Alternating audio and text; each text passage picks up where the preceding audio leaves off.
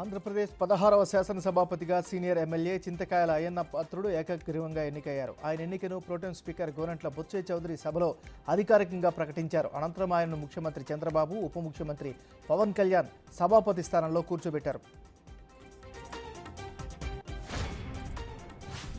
మళ్లీ జన్మంటూ ఉంటే తెలుగువాడిగానే పుట్టాలని, తెలుగు ప్రజలకు సేవ చేయాలని కోరుకుంటున్నానని సీఎం చంద్రబాబు అన్నారు. సభలో దూషణలకు పోకుండా హుందాగా నడిపించాలని కోరారు.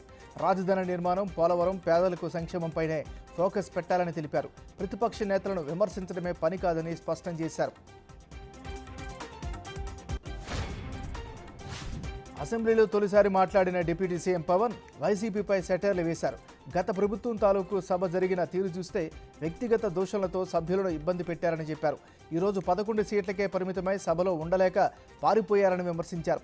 విజయాన్ని తీసుకోగలిగారే తప్ప ఓటమిని ధైర్యంగా తీసుకోలేకపోయారని వ్యాఖ్యానించారు.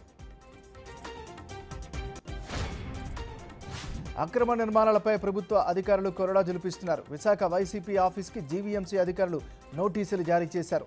అనుమతులు లేకుండా ఆఫీసు నిర్మించారు అన్న జనసేన నేత మూర్తి యాదవ్ ఫిర్యాదుతో నోటీసులు ఇచ్చారు. ఎండాడలోని 2 ఎకరాల భూమిని కబ్జా చేసి ఆఫీస్ కట్టారని మూర్తి యాదవ్ ఫిర్యాదు చేశారు.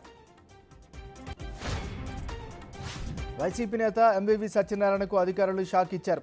ఎంవీవీకి చెందిన పీక్ వెంచర్కు Greater Visakha Municipal Corporation stop work order నోటీసులు జారీ చేసింది.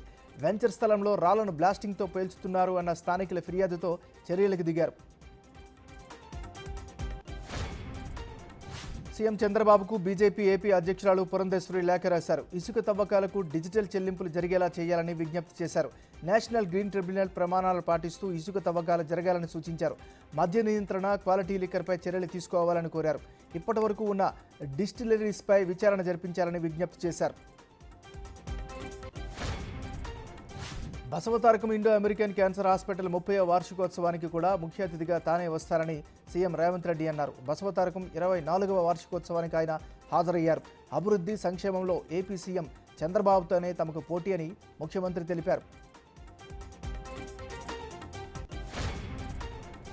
ఎమ్మెల్యేలు కారు దిగేస్తుండటంతో సారులో కంగారు మొదలైంది. కేటీఆర్, హరీష్ను ఫామ్ హౌస్కు పిలిపించి జంపింగ్పై చర్చలు జరిపారు. పోచారం కూడా కాంగ్రెస్లో చేరడంపై నిలదీశారు. ఎందుకు ఆపలేకపోతున్నారంటూ మండిపడ్డారు. రేపో మాపో ఉప్పల్ ఎమ్మెల్యే బీఎల్ఆర్ పార్టీ మారబోతున్నారు. వాయనాడ్లో ప్రియాంక పోటీపై సిపిఐ నారాయణ ఆసక్తికర వ్యాఖ్యలు చేశారు. బీజేపీ బలంగా ఉన్న చోట రాహుల్, ప్రియాంక పోటీ చేయాలని సూచించారు. వాయనాడ్లో కమ్యూనిస్టులు పోటీ చేస్తున్నప్పుడు మళ్లీ కాంగ్రెస్ పోటీ చేయాల్సిన అవసరం ఏముందని చెప్పారు. కమ్యూనిస్టులు పోటీ చేస్తున్న చోట ప్రియాంక నిలబడితే ప్రయోజనం లేదని చెప్పారు.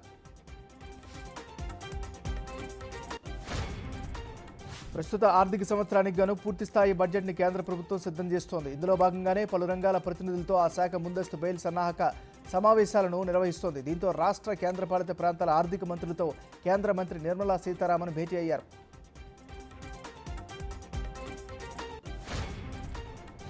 జమ్మూ కాశ్మీర్లోని అమర్నాథ్ గుహ ఆలయం తిరిగి తెరుచుకుంది. ఈరోజు ఉదయం ప్రథమ పూజ నిర్వహించారు. జమ్మూ కాశ్మీర్ లెఫ్టినెంట్ గవర్నర్ మనోజ్ సిన్హా పూజా కార్యక్రమాలకు తిలకించారు. ఇవాళ్టి నుంచి అక్కడకు భక్తులను అనుమతిస్తున్నట్లు ఆలయ నిర్వాహకులకు తెలిపారు.